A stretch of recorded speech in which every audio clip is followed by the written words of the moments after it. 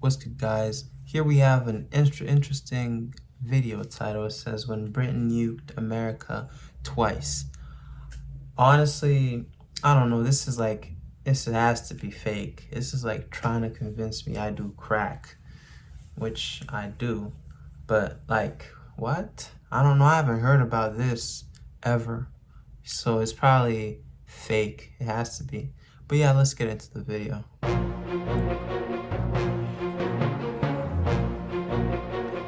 Okay, I see a plane. Are you sure? I never felt the explosions. Don't tell me this is like 19 something because I was alive. In the 1960s, Great Britain nuked the United States not once, but twice. So, you're saying Fortunately for all concerned, the attacks were only training exercises, but so embarrassing were these attacks that they were hidden from the American public for about 50 years, as well as being strenuously denied to the American press for decades. As far as America was concerned, its defenses were 99% effective, but in simulated attacks, Royal Air Force bombers managed to penetrate US airspace to launch nuclear attacks on New York City and several other important urban centers. Before I tell you how did the British manage to penetrate the world's most heavily defended airspace, the answer is surprisingly simple and consists of two words: Avro-Vulcan. Okay, I used to have this plane back in my days. I don't know how the British government got it. Ooh, but these do look pretty nice. I like the design. The Vulcan first flew in 1952. The team that created it, led by Roy Chadwick, who had designed the famous Lancaster heavy bomber of World War II. A jet-powered, tailless, delta-wing, high-altitude strategic bomber, the Vulcan was the backbone of Britain's nuclear airborne deterrent during most of the Cold War, serving from 1956 until retirement in 1984. I thought nukes were like those atomic bombs and nuclear bombs. This is the story of Exercise Sky Shield, when Britain nuked its closest ally, exposing how the Soviet Union could have done the same for real. In 1960, the United States decided to run the largest test of its air defenses in history. Exercise Sky Shield 1 occurred on the 10th of September 1960, and all commercial air traffic over the US and Canada was grounded, amounting to 1,000 US commercial flights and 700 general aviation aircraft, plus a further 31 foreign flights due to land in North America. The US Strategic Air Command would launch B-52 Stratofortresses and B-47 Stratojets to simulate a massive Soviet nuclear bomber force approaching North America from north and south. So the Soviets always 360 US interceptor aircraft stood ready to defeat these enemy aircraft, which numbered 310. Oh, I kind of remember this. Among honestly, those 310 back in 1960. aircraft were 8 Royal Air Force Vulcan B-2 nuclear bombers. A flight of 4 flew from Scotland, while the other 4 launched from the British territory of Bermuda in the Atlantic Ocean. The American plan was to... Wait. No way Scotland is that close to the US. This flew from Scotland to America. It probably had to be on something. Like, they were all packed up in a huge plane and then they got dropped. Because no way it has that much gas. Because it looks like a fighter jet, so... fuel, whatever you put into the airplane. So I'm assuming something carried them that close, because the US and the UK are really far apart. So I'm assuming these planes were on something. A huge plane drops them and then the war commences. But man, this is kind of disappointing, man. The US, I thought, because I feel like they need to check those nuclear systems again. It's been years. I don't even hear about the US showcasing their nuclear bombs or even testing. They're probably testing in secret, but I've never even seen a march. You know, other countries love showing their armies. I haven't seen the US march with all their like good soldiers and tanks, but I see North Korea, all these other countries, India, they all do it. I don't know why. detect these enemy bombers by radar and other early warning systems. Then they would be intercepted and destroyed in simulated attacks by US jet fighters and missile batteries. The attacking bombers split their attacks between high and low altitude. The defending fighters did very well against the stratojets and stratofortresses, intercepting many of them, but the Vulcans proved more elusive opponents. The Vulcan flew at the highest altitude of the simulated Soviet bombers, cruising at 56,000 feet. Kind of scary. One was successfully intercepted at this altitude over Goose Bay, Labrador, by a United States Air Force F-101 Voodoo.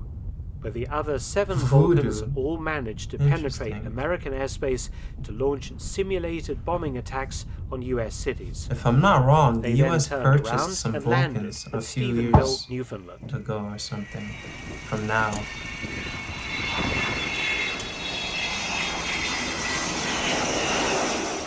The question was, how had the Vulcan managed it?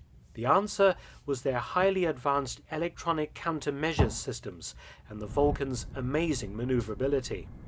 For example, the flight of 4 aircraft that approached from Bermuda were successful because 3 of them put up a wall of electronic interference that prevented interception, while the 4th Vulcan carried out a simulated nuclear strike.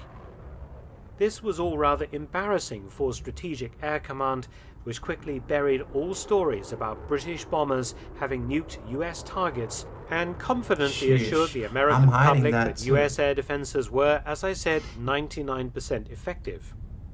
However, the following year, the Americans invited the RAF to take part in exercise Sky Shield 2. Perhaps the US AF was determined to show that the Vulcan's previous success was only a fluke, a one-time only event. Sky Shield 2, which occurred on the 14th of August 1961, was an even bigger event than the first one. It caused 2,900 US and Canadian flights to be grounded, affecting 100... the flights are irrelevant. No one cares about travelers. But losing twice in a simulated match... Oh, this just takes away my US pride. I had some hope. Because I hate losing. I hate to be on the losing side. I'm not even American anymore. I don't claim... This was fake. It's fake news. Hey, I'm playing along with what the US did. I mean, wouldn't you? That's embarrassing. Losing twice to the UK. But now I'm pretty confident that the UK wouldn't try that. Even if they'd try, but I feel like all those Vulcans, there's at least countermeasures. I'd like to believe that. 25,000 commercial passengers. During the exercise, 125 US and British bombers would be pitted against 1,800 fighters and 250 missile sites, and over 200,000 Air Force personnel from the US and Canada.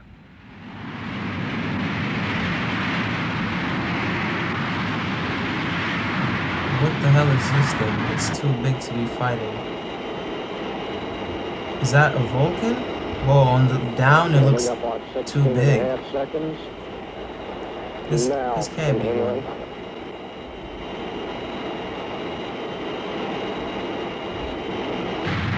You're telling me this? Look how huge it looks. Oh, that's US Air Force.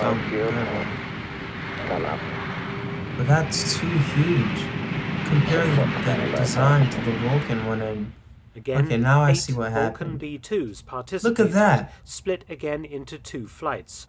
One attacking on the northern route from RAF Lossiemouth in Scotland via Canada, and the other 4 aircraft on a southerly route from Kindley Air Force Base, Bermuda.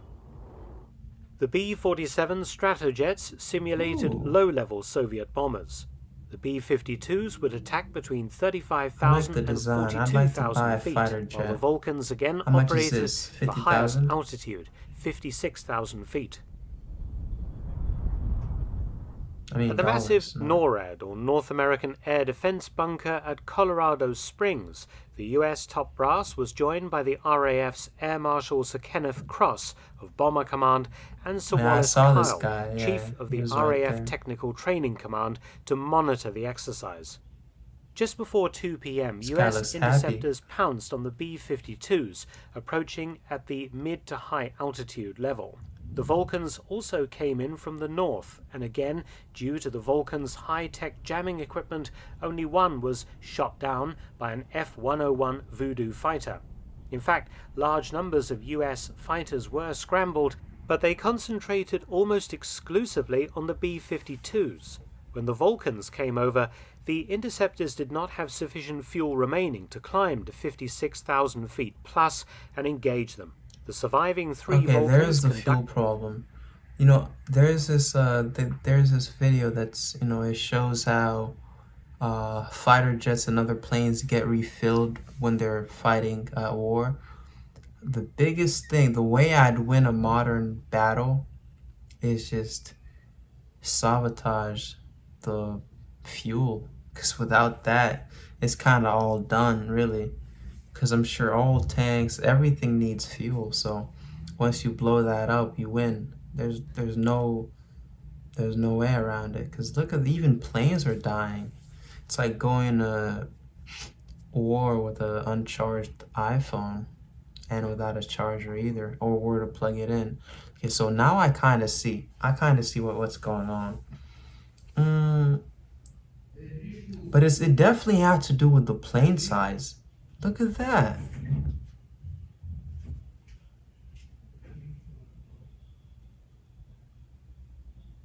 You're telling me this little thing, if you compare it to the other US Voodoo, whatever it's called, look how huge that is. Like a turtle versus a rabbit.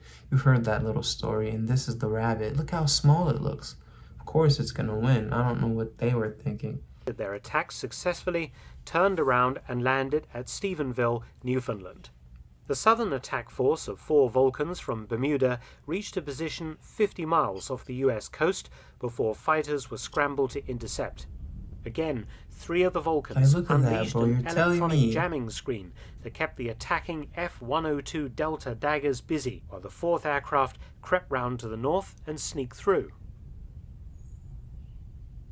This Vulcan proceeded to land at Plattsburgh Air Force Base in New York. If this had been a real attack, New York City could have been reduced to a smoking, irradiated hole in the ground. That's more pleasant.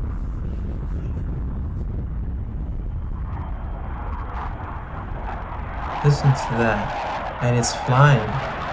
How did the citizens not notice this?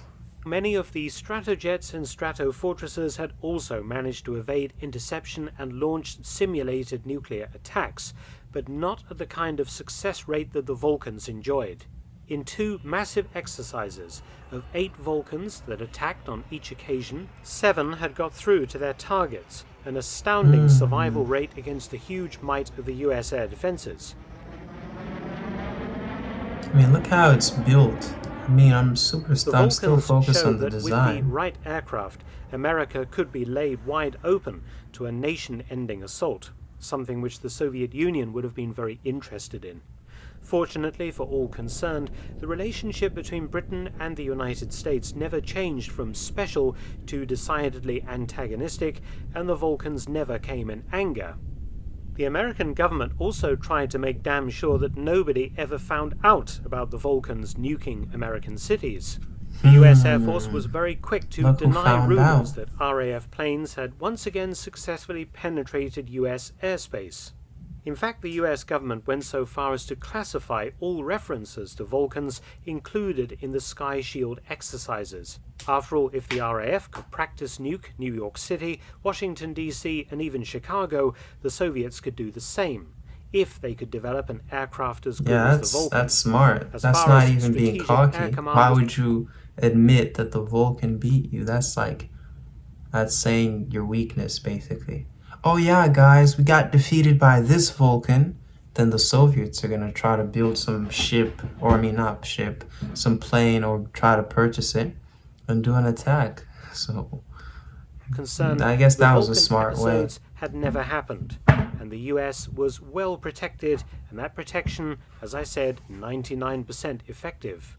The Vulcan's successful 100% attacks on actually. America were only fully declassified in 1997, long after the Vulcan had left British service. Yeah, we'll do that, but why are you retiring planes? It's not as if they need a break. And okay, the UK better still have these planes, because that'd be embarrassing to get rid of it. But yeah, if you made it this far, have a nice day.